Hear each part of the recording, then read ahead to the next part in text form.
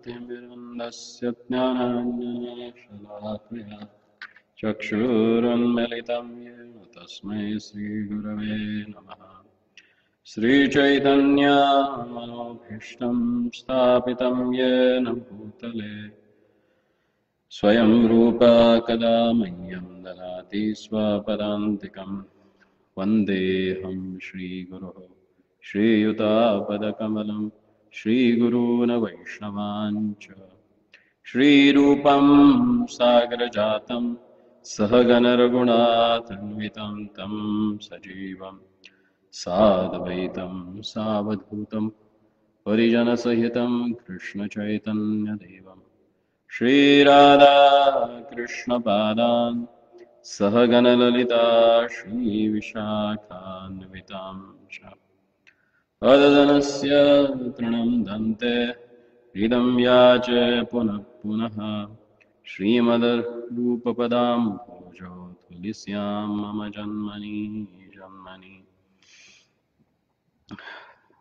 नमो महावदन्याय कृष्णप्रेमप्रदायते कृष्णाय कृष्णचैतन्यनाम्ने गौरद्विषे नमः। पञ्चतत्त्वात्मकं कृष्णं भक्तरूपस्वरूपकं भक्तावतारं भक्ताख्यं नमामि भक्तशक्तिकम्। आनन्दलीलामय विग्रहाय हेमाङ्गदिव्याक्षवे सुन्दराय तस्मै महाप्रेमरसप्रदाय श्रीचैतन्यचन्द्राय नमो नमस्ते। वाञ्छाकल्पतरुभ्यश्च कृपासिन्धुभ्य एव च पतितानां पावनेभ्यो वैष्णवेभ्यो नमो नमः। जय श्री कृष्ण चैतन्य प्रभो नित्यानंद श्री अद्वैत गदाधर श्रीवासदि गौरभक्तवृंद। हरे कृष्णा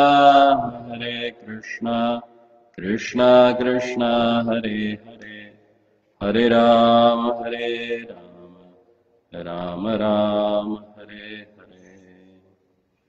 मूकं करोति वाचालं पङ्गुं लङ्घयते गिरिः यत्कृपातः वन्दे परमानन्दमाधवं श्रीचैतन्येश्वरम्। Hare Krishna. So, as we have completed last Saturday our discussion on Brahma Samhita, Brahma Samhita, which is considered as the most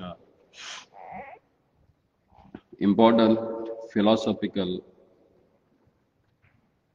treatise for us as a Gaudiya Vaishnavas, because our whole Siddhanta is based on what Brahmaji has explained in Brahma Samhita.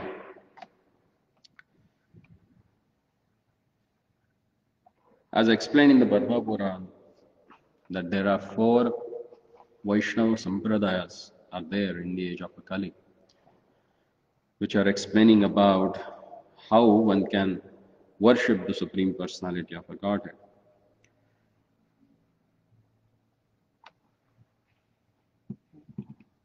Because it says that Sampradaya Vihinate Mantraste Nishphalamataha Athakalo Bhavishyanti Chatvara Sampradaya.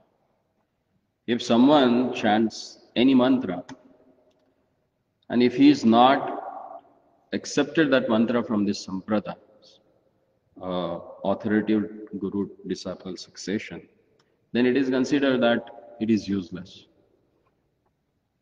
Nishphalamata, it will not bear a fruit which you're supposed to get it.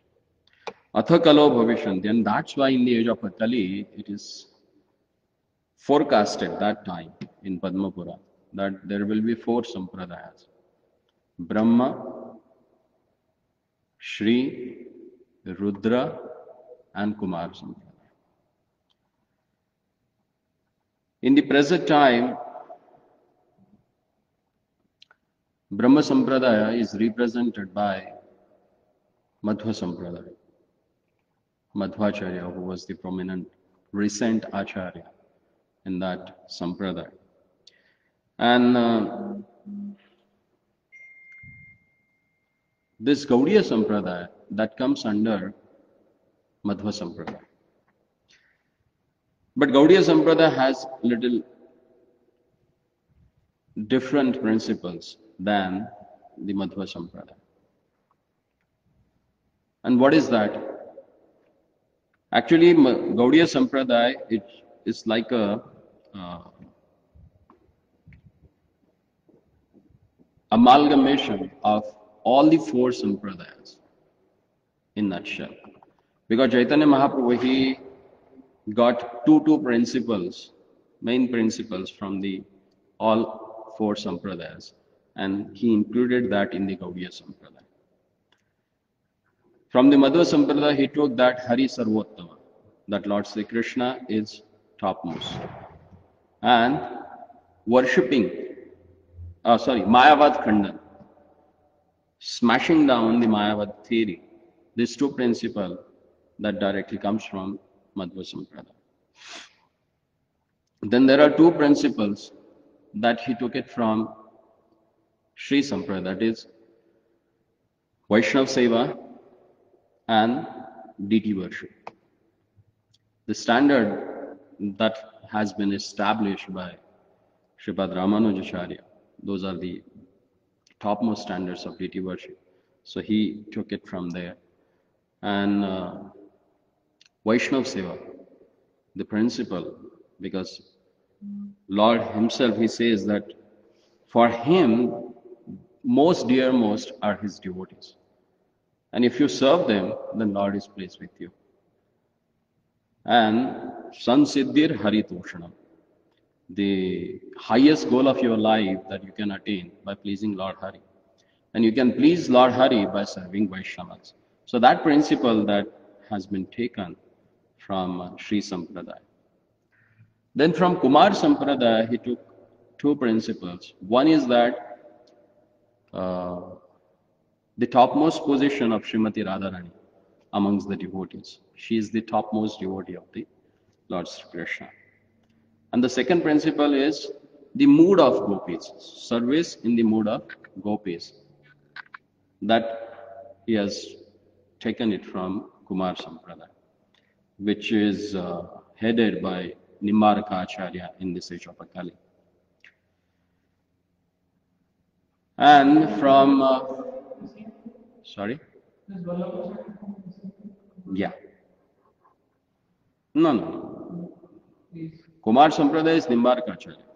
So that is totally different from Vallabha Sampradaya. Rudra Sampradaya, in the age of Akali, Vishnu Swami was the prominent Acharya.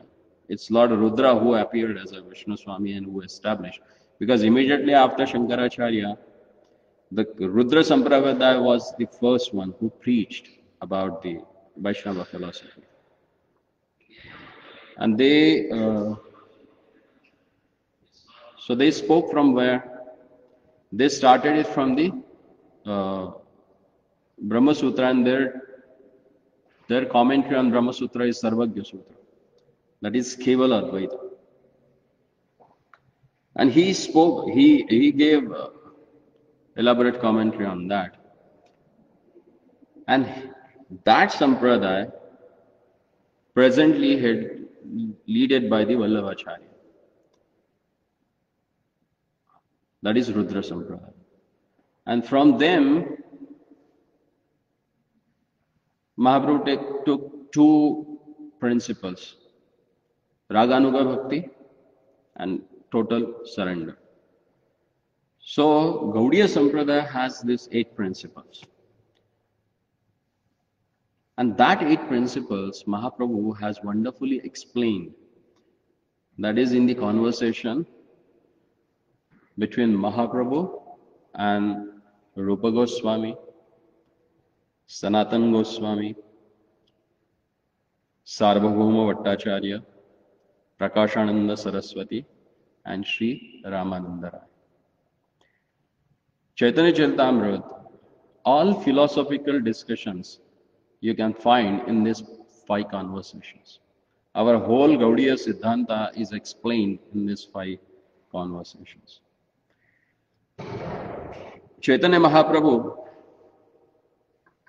he sent Bhugarbha Goswami, Lokanath Goswami to Vrindavan. And he ordered them that you should go there and re-establish all the pastime places of the Lord, Leela Sthali. So they went, they searched for that. How did they do that? By their bhajan. They used to go, chant, and then Lord used to reveal that particular place to them. This is what the pastime has happened in this particular place. To help them out, Chaitanya Mahaprabhu again sent Rupa Goswami and Sanatana Goswami. These are the 2 brothers. Basically, they were from South India. They were from Karnataka. They were like a Saraswat Brahmins. And their great-grandfather shifted to Bengal. And they were like 8 brothers actually. We know about only 3 brothers. Because others, they were not Vaishnavas, so nothing much has written about them. But specifically, we can find wonderful pastimes of Rupa Goswami and Sanatana Goswami and their younger brother. His name is Anupam. Anupam had a son, his name is Jiva, and he became the prominent acharya of our line. So, when Mahaprabhu made them first at Ramakeli, he told them that you wind up your things now, and there is a big thing ahead for you planned by me, so you should prepare for that and give up everything and come. So Sanatana Goswami very humbly told him that it's not possible for us to immediately just quit and run from here, but definitely we'll come and meet you, but let us finish, hand over our responsibilities. And rest of the things we know from their pastimes, how they escaped from there and came to Vrindavan. Before coming to Vrindavan, actually they met Mahaprabhu in Prayag. Both the brothers, first the Rupa Goswami he got the teachings, instructions from Lord Gauranga, and then he first moved to Vrindavan. Actually, there are 4 things that Mahaprabhu, he wanted to do himself, but he was not able to do that. So for that 4 things, he empowered these Goswamis, Rupa Goswami and Sanatana Goswami, Lokanath Goswami, Bhugarbha Goswami, and Gopal Bhatta. Everyone, he empowered them for that. The first thing that he wanted to do that, after taking sannyas, he wanted to go and stay in Vrindavan. But because of Mother Sachi, he was not able to do that. So he asked Rupa and Sanatana, you go and stay in Vrindavan. Second thing, he wanted to preach and write books, but he never had time for that. So he asked them, he gave them instruction and asked them that you write it down. So to follow the instruction of Mahaprabhu, Rupa and Sanatana Goswami, they wrote numerous books based on Mahaprabhu's teachings. Because generally what happens, see, any sampradaya that continues with the teachings or the books of that particular sampradaya. Not the temples, not the deities, because we know how the inventors, they came and they destroyed the temples. They stopped the worship. But they were not able to stop the teachings that has spread throughout the culture, throughout the society. Because those teachings are preserved in the form of books. That's why especially all the sampradayas, they give more emphasis on writing their books.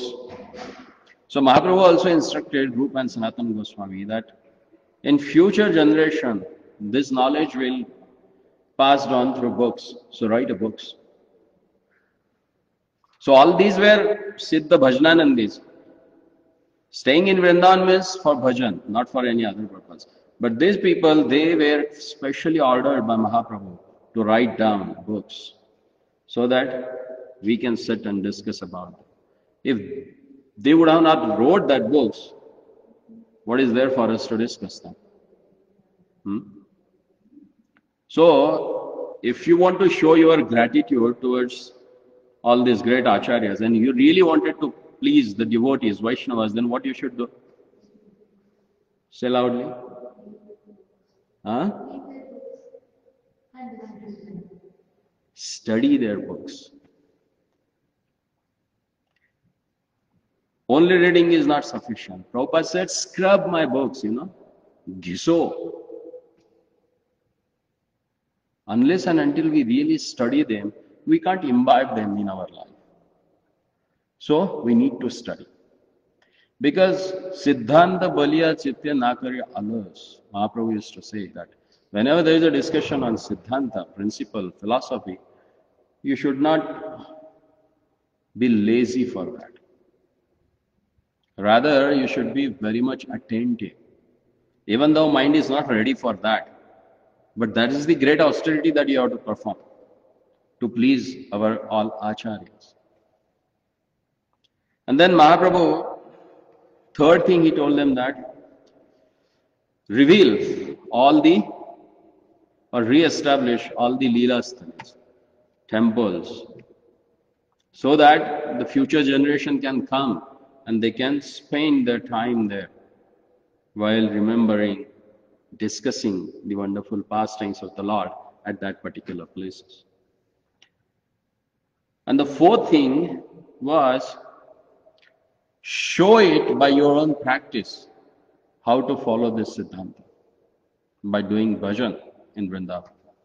And that they did. So all those instructions that Mahaprabhu has given to his intimate associates, I'm not saying disciples, because nowhere it is said that Mahaprabhu has formally initiated all of them. Mahaprabhu instructed them that just go and preach. Because they were not ordinary living entities, first of all. And Mahaprabhu is not any common spiritual master. He is the Jagat Guru. Because he is Lord himself. And they were his personal associates. So they were already, there is no need to re-establish that connection. They are already connected with the Lord. They never separated from the service of the Lord.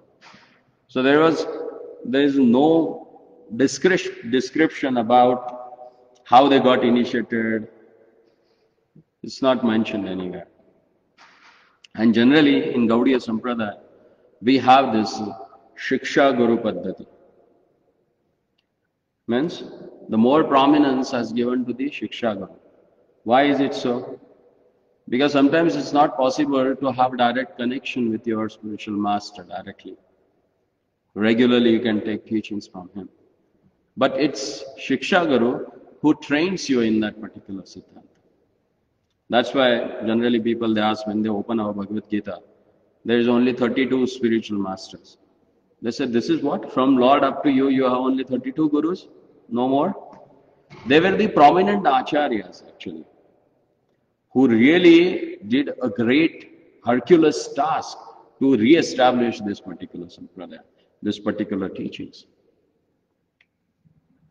So what are given in the list, not only those, but there are many more in that list.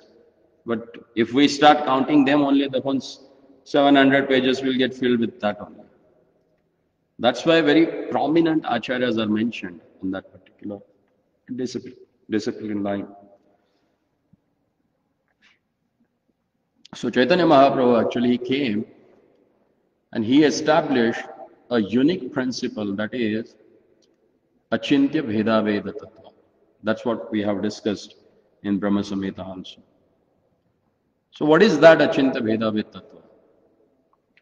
It is like a simultaneously different and one with the Lord. That's our position. Generally, all these different sampradayas, they are based on this particular relationship. Like Mayavadis, this says there is no difference between Lord and us. We are the same. There is no Bheda. That's why it is Advaita. There is no duality. But Madhvacharya came and he said, no, there is Advaita.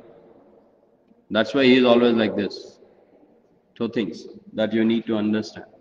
One is, we are separated from the Lord and Lord is supreme.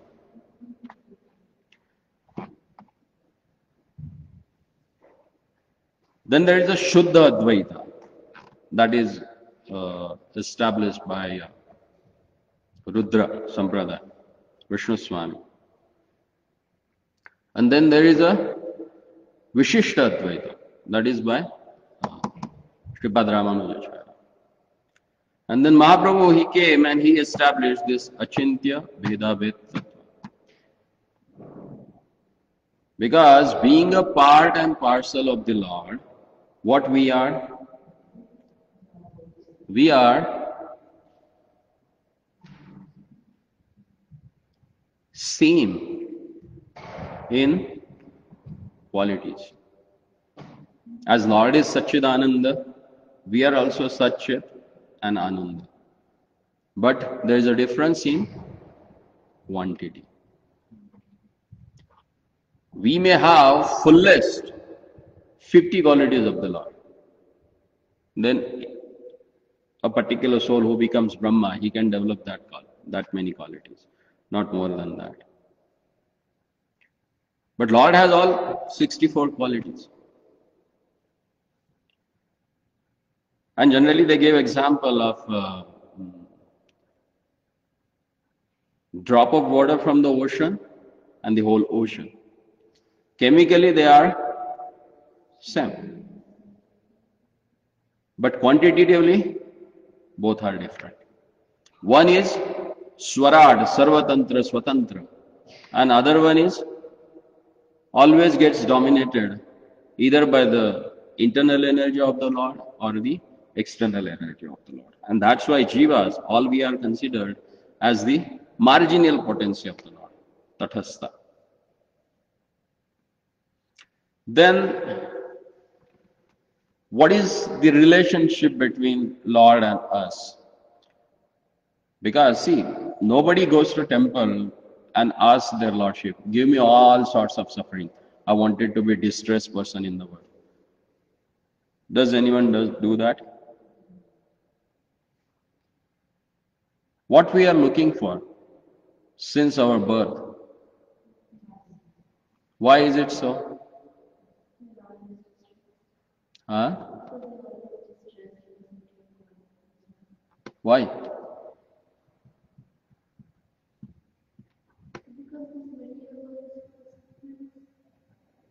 Yeah, that's true. But what is our nature? Being the part and parcel of the Lord, we are also full of bliss. But when we come to this material world, we are not able to get that bliss. Huh? That's why we are looking for the bliss only. We are not looking for the suffering because they are in abundance everywhere. Dukhalayam ashashvatam. Alaya means storehouse, like a vidyalaya, granthalaya. So this world is dukhalaya, full of sufferings. Why? Because we try to lord it over. We try to enjoy the things. And that's why Upanishad says, the first aphorism of Ishopanishad, it says that Ishavasam idam sarvam yatkinchit jagatyam jagatena tyaktena bunyita magrada kasya svitha. Ishavasyam idam sarvam. Everything belongs to Isha, their lordship. Yatkinchin jagatyam jagat. Tena tyaktena bunyita. Everyone has his own quota. Because when the jiva get conceived in any mother's womb, then 5 things are fixed for him. Nobody can change them unless and until he surrenders to the Lord And if Lord desires, then the things can change. Otherwise, everyone has to go through that pattern. What are those? The dynasty that you're supposed to born. You can't change. Once get conceived, so he has to take birth in that particular dynasty only. Second thing, what kind of a knowledge you are going to acquire. That is also predestined. You can't change that. Then, third thing, how much wealth you are going to earn. That is also fixed. Fourth thing, what sort of a diseases, roga, that you are going to get. Fifth thing is, when you are going to die. That means your lifespan. Everything is fixed. You can't change that. Unless and until you decide to surrender yourself at the lotus feet of the Lord. Because He has full control.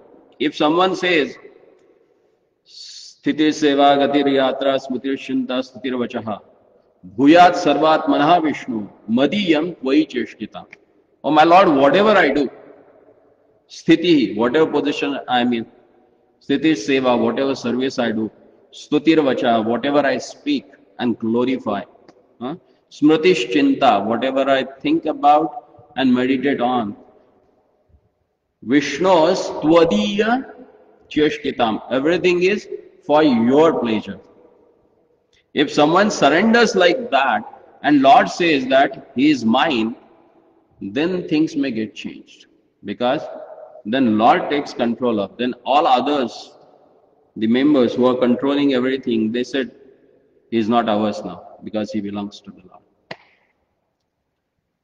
That's why, like Prahlad Maharaj, in Srimad Bhagavatam, he is considered as a Krishna Graha Grasita Atma. Means he was totally captured by the Lord. Grasita means overlapped, or in other words, what can swallowed. He was totally under the shelter of their Lordship. That's why in all calamities, he never lost his equilibrium.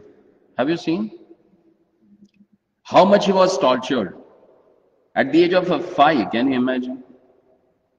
But he never lost his temperament, he never lost his equilibrium.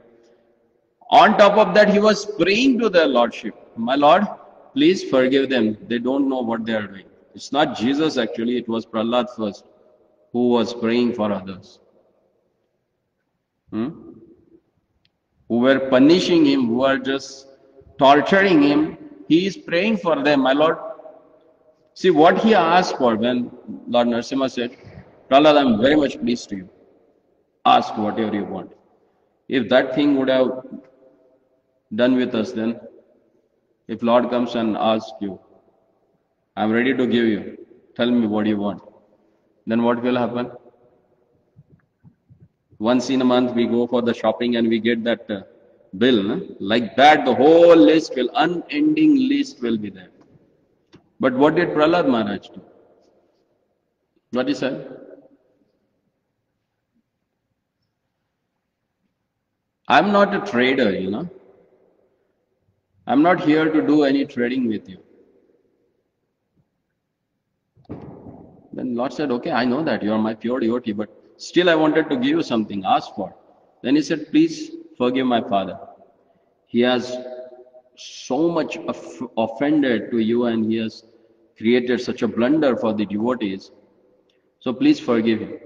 Can you imagine? The person who has tortured him so much, and Prahlad Maharaj is praying for him.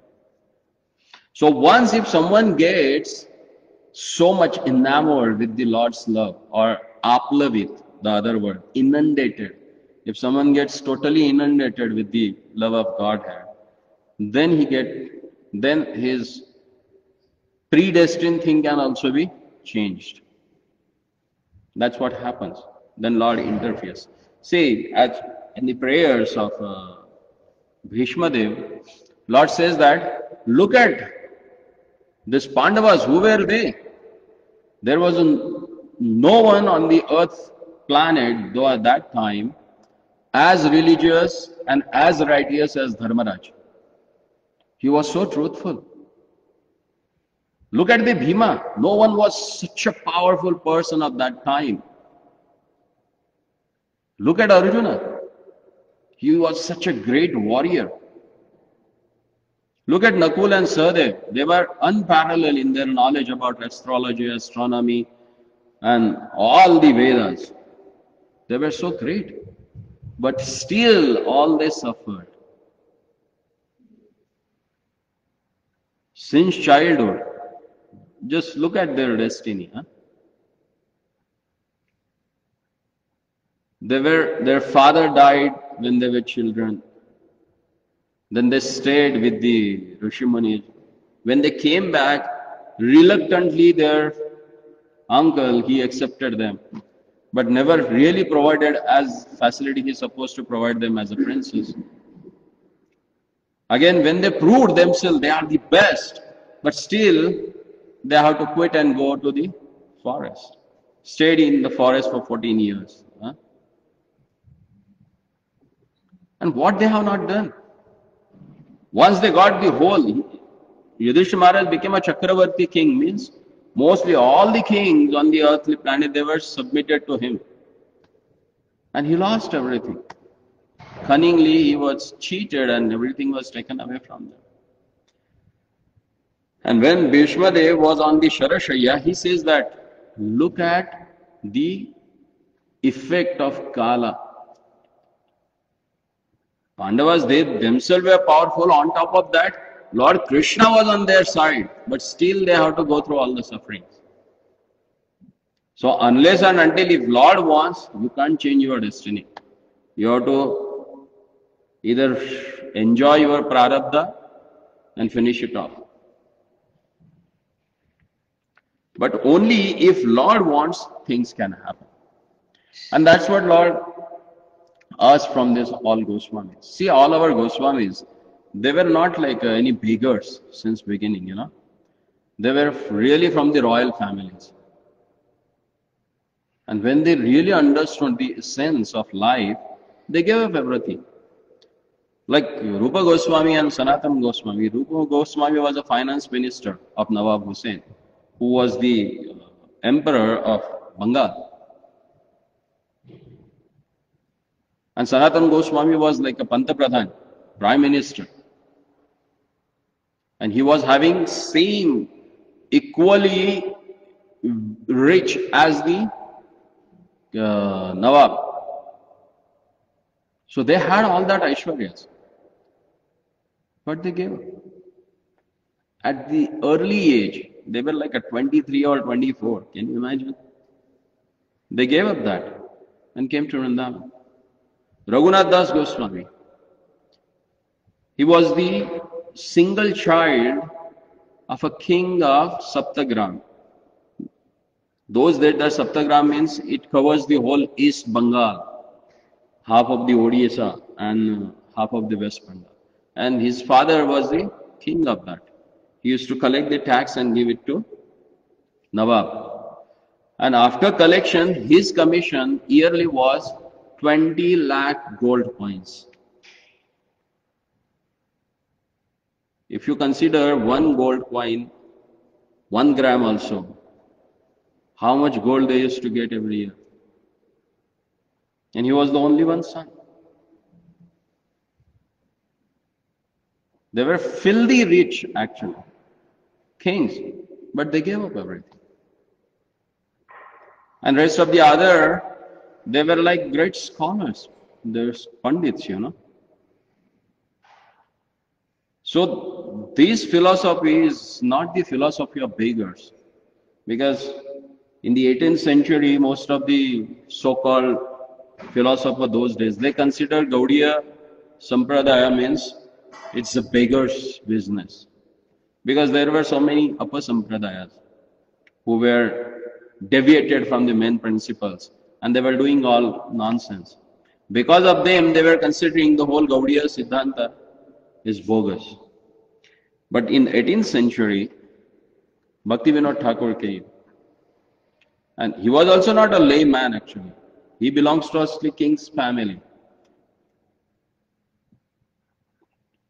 And then he became the magistrate of Bengal. It's like a second after Lord Viceroy. And those days, Viceroy meant almost like a queen. He had all the powers like a queen has. And magistrate had all the powers after the Viceroy. So Bhaktivinoda Thakur was the magistrate of Bengal.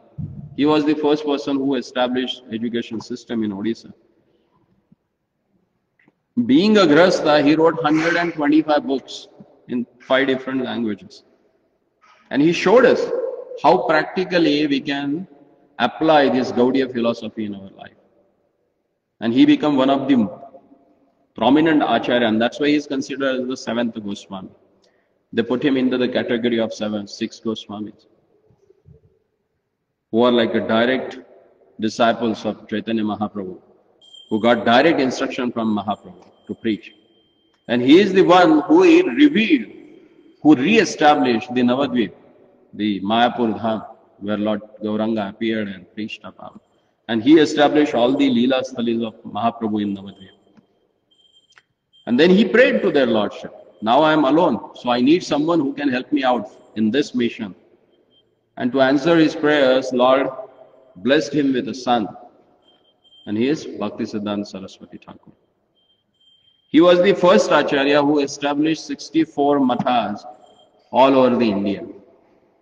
He was the first one who made prominent these 4 sampradayas. And if you go to Jagannath Puri, he established one temple where he has like a deities of all 4 prominent acharyas. He has a deity of Ramanuja, Madhvacharya Acharya, then Nimbarka Acharya and Vishnu Swami. He gave first exposure to the mass of people about the teachings of, otherwise those teachings were there, but in different parts of India. But he traveled all over and he preached about that.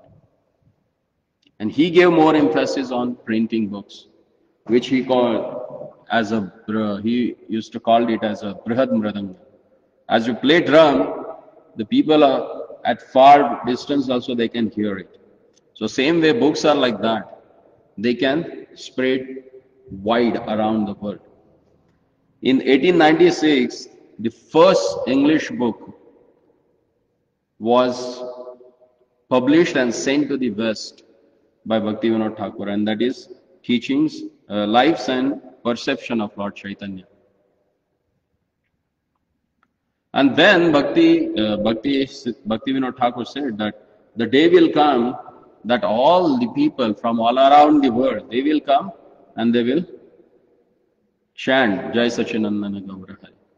And now, after 200 years of his departure, we can see people from all the noos and corners of the world, they are gathering there for Gaur-Mandal Parikrama.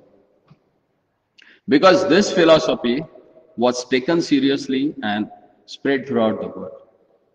Bhaktisiddhanta Saraswati Thakur, he sent first of his 2 sannyasis to Europe so they can preach. Because why Europe? Because all over the world they were ruling.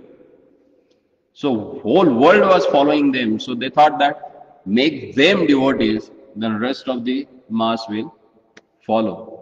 Because yadi yadi acharati shreshtas tattaveve itaro jana. So he said that preach them. But his disciples were not that successful. Sannyas disciples were not that successful to make. They made only 2 sannyasis from Germany. But when in 1922, Bhaktisiddhanta Saraswati Thakur, Abhay Charan Day, Bhaktivedanta Swami Prabhupada, when he was, how old he was that time? 22 plus 6. He was 28. 28? Yeah, 28. Because Prabhupada was born in 1896. So those 4 and this 22. 26 actually. He was 26. He met first time to his spiritual master. As he was offering pranams, Bhaktisiddhanta Swami Thakur already instructed him. You should go west and preach. He was like wondering, I'm meeting this person first time, and how he is instructing me. Then after 11 years, again he met Bhaktisiddhanta Saraswati Thakur on the Parikrama, Vrindavan Parikrama. No, Brajmandal Parikrama at Radhakund. And while walking, Bhakti Siddhanta Saraswati Thakur told him that whenever you get money, print books and distribute them. And that's why Prabhupada established this Bhaktivedanta Book Trust. And he wrote numerous books, for what? So that we can understand this. And today millions of people, they are taking advantage of these books. So these books are based on what? What is that actually spreading like a forest fire everywhere? See, we are not minimizing any other Sampradaya's position, because they also did a great job at their level. For thousands of years, they have maintained the sanctity of their own Sampradaya, and they preached as much as they can. But as Gaur Ganadesh Deepika says, that there will be a Senapati Bhakta, he will come and he will take this holy name throughout the world. And that's what happened. Srila Prabhupada came. He lived for 11 years actually. When he came here, while coming itself, he got a heart attack. That's not one, twice he got a heart attack. Can you imagine the person at the age of 70 gets 2 heart attacks within 20 days? What happens to him? And Prabhupada got a dream that all these avatars, they were there to bless him. And rest became the history. Within 11 years, he traveled 14 times around the globe and he just preached. He was the first person whose breathing also got recorded. Whatever he spoke since 1966 till 1977, 14th November 1977, even the last word when he was breathed last, that also got recorded. And if you see that, he never crisscrossed in his practice and in his teachings. His teachings and his practice, it went parallel as like a railway tracks. They never cross each other. If they cross each other means there is accident. And that never happened. And that's why everything got recorded. Otherwise, there are so many people they are there to put their Caesar, to edit the things. But there's no need to edit that. Because he lived what he preached about. And that's what the teachings of Chaitanya Mahaprabhu. When Haridas Thakur, he grown old, he was not able to sit. But still he was forcing himself to sit and chant. How many rounds? 192 rounds.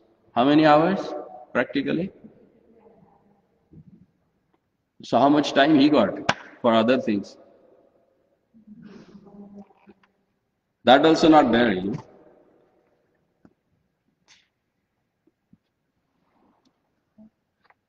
And Mahaprabhu gave him special concession. He said, no need for you to chant. We are always eager to hear that from our seniors or Lord. But Lord gave him a concession. For you, there is no need to chant. But he said, no, I am conditioned living entity. I can't give that up. And then seeing him, he said, you are the person who preaches what you practice about. Apani acharate jagate sikhaye. And that's what our philosophy is. Whatever you practice, you preach that, not the things that you don't practice, because it will not give impact. Does it make sense? Someone is not practicing himself, his words will not carry that strength, unless and until you do it. Like once, what's his name? I forgot. Sethi. one contractor in Mumbai. Initially, no, all the way actually, initially he helped a lot to establish Radha Raspihar temple in Juhu. So he used to come daily and visit Prabhupada. So one day, he said, Swamiji, you ask everyone to chant, but I never saw you chanting. Whenever I come to you, either you are giving class, either you are having some press conference, either you are writing replies to your disciples later, either you are translating something. I never saw you chanting. When did you chant? Then Prabhupada was writing something on his desk. He was replying some letter. He said, come here and put your ears on my back. So he went and he just put his ears on Prabhupada's back. They were like, Hare Krishna, Krishna Krishna, Hare Hare, Hare Ram, Hare Ram, Ram Ram. And he was like crying.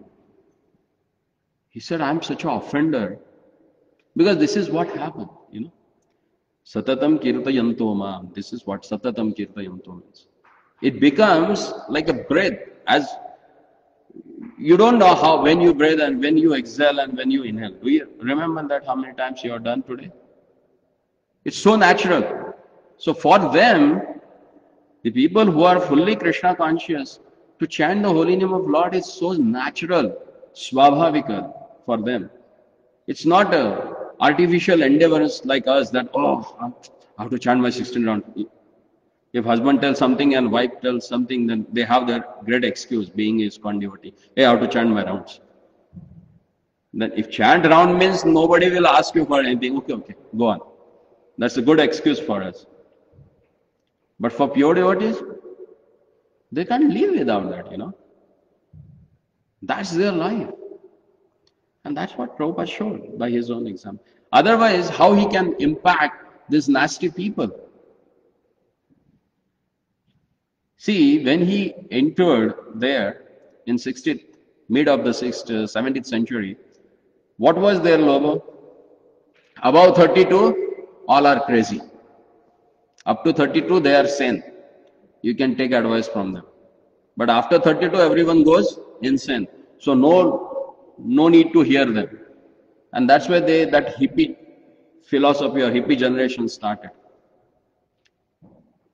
But all these hippies, they become happies when they met Prabhupada. And what was his age? Almost double of what they were condemning. And they followed, they gave up everything. Just imagine people who are so addicted, in mother's womb only, who drank, who ate, for them to give up that things. Now Indians, if you ask them to don't eat onion, garlic, they say, then what you should eat? You don't eat onion, garlic. Then just imagine, he preached those people who were like addicted to all these things from the mother's womb. And they gave it up. Why? Because purity is the force. Throughout life, if he followed sincerely, definitely his word carries some weight actually. And that's what we can see. Even today, see, I met one person here, came. He never met any devotee. He got a book. He started reading. He became vegan. He started offering food to the Lord. Can you imagine? Just by reading books. And we feel ashamed, you know, to do that. I asked him, how did you manage all this thing? Because you live alone, then sometimes if you don't cook, then you have to eat from outside, you have to buy it from the subway and other places. He said, no. If I want to maintain my consciousness, why should I eat outside food? When I don't cook, then I just eat fruits. Can you imagine? A Western body person. And for our Indians, it looks like, oh, you people don't eat that? It's like we have came from some other planet. So we need to take it seriously, you know. Because as Mahaprabhu says, Bharat bhumile haile janma jar, janma sarthaka kari kar para upkar. If you are born in Bharatvarsha, then it is your responsibility to act in such a way that everyone should get benefited. whoever comes in contact with you. For that, if you want to do paropakar, then first you should sarthak your life. First, perfect yourself. So practice and then preach. If you do that, then what is the impact? We have the history of ISKCON to know about that. So what are those teachings? Prabhupada wrote a very small book actually.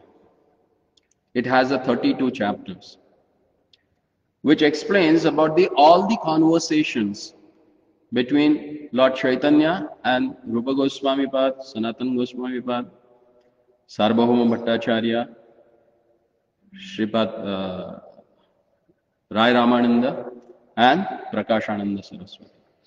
And each conversation gives you a totally different level of spirituality. Like all the Vidhi Marga and Raga Marga that has explained to Rupa Goswami.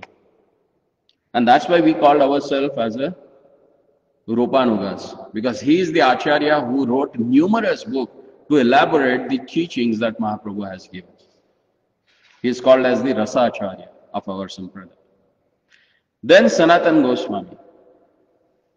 Amongst the 32 chapters, there are 16 chapters dedicated for the conversation between Sanatana Goswami and Lord Chaitanya. Then you imagine what they must have discussed about. For Sanatana Goswami, he explained that how one can approach to God. Then there are different forms of the Lord. Then there are different incarnations of the Lord. Then what are the opulences that Lord has? Then they spoke about the beauty of their Lordship. Then what exactly service means that we should render to their Lordship. Then who is devotee? Anyone who visits temple, generally they say, we are also devotee. But devotee means what? One whole chapter is there on that. Then how one can get more attached to the devotional service. So what are the things that really makes you to attach to the particular service that you render to their Lordship? And what are the different ecstasies that the devotee he gets after rendering service? Then Mahaprabhu has explained him the Atmaram verse from Srimad Bhagavatam. Because that's the qualification of a devotee. He is Atmaram, he is self-satiated. How he becomes that, how he gets that particular stage, that is also explained to him. Then there is a prayers offered by Rupa Goswami to Chaitanya Mahaprabhu, which explains that how he himself is a God who has came in this particular era to establish the Radha Bhav. Because before Mahaprabhu, all the temples, whichever Krishna temple were there, they were having only Krishna, no Radharani. No one was knowing about worship of Radharani. It was Mahaprabhu who established the Radharani's Mahatmya. He was the one who first installed Srimati Radharani. Because Vajranath, when he carved the deities of Govinda Dev, Gopinath Dev, Madan Mohan Dev, all they were only Krishna, no Radharani there. But Mahaprabhu, when he asked Rup, Sanatan and Raghunath Das Goswami, and they re-established the temples, when they reinstalled the deities, that time he sent Radharani from Bengal. Now you can install. And that's why everywhere you can see nowadays Radha Krishna temple. Otherwise, only Krishna. If you go to Jagannath Puri, 25 kilometers away from there, there is a first temple. If you come from Bhuvaneshwar, before you enter to Jagannath Puri, you will have Sakshi Gopal there. You see that beautiful form, only Gopal, no Radharani there. So it's Mahaprabhu who established Radha Bhav. Then there is a conversation between Prakashananda Saraswati. He was the sannyasi of Mayavad Sampradaya who had 80,000 sannyas disciples. Can you imagine? He was such a topmost sannyasi that time. Mahaprabhu converted him into Krishna Bhakta. From Mayavadi, to become Krishna Bhakta, what he speak to him, that has explained here. So what was that conversation? That is also explained here. Then what is the goal of Vedanta study? That we can understand from the conversation of Sarvabhauma Bhattacharya. He was considered as the Vidya Vachaspati. He was considered as a Brihaspati that time. Because he was the person who by-hearted whole commentary on a Nyaya. Because those days Mithila was considered as the topmost university of Vedic knowledge. And the king there was not letting others to take any books from there. If you want to learn, come and stay here and study it here. But Vasudeva Bhattacharya, whom after when he by-hearted whole that Vedanta Sutra and Nyaya Sutra commentary, and he came and he started preaching or teaching in Bengal. And under him, most of those days, Mayavadi sannyasi, they used to come to him to learn Vedanta philosophy. Mahaprabhu converted him also into devotee. So what was the conversation? That has also explained here. And the topmost conversation, which is considered as the Raga Bhav or Raga Bhakti, that is the conversation between Raya Ramananda. See, he happened to be from Kabur, Rajamundri. And he was not a great Brahmana. He was from Kayastha family. But the topmost philosophy was discussed by him and Mahaprabhu. Mahaprabhu went to him to discuss all this philosophy. And Sarvabhauma Bhattacharya, he directed Mahaprabhu. He said, if you are going to the south, you go and meet him. He is the person with whom you can discuss all these things. So all these conversations are there in these teachings of Lord Chaitanya. So in upcoming classes, we'll start discussing one by one. So next time we'll discuss about Rupa Goswami, who is he, and what are the teachings that Mahaprabhu has given to him. So we'll stop here now and have Aarti. Thank you very much for your patience and presence. Hare Krishna. Shri Chaitanya Mahaprabhu ki jai. Srila Prabhupada ki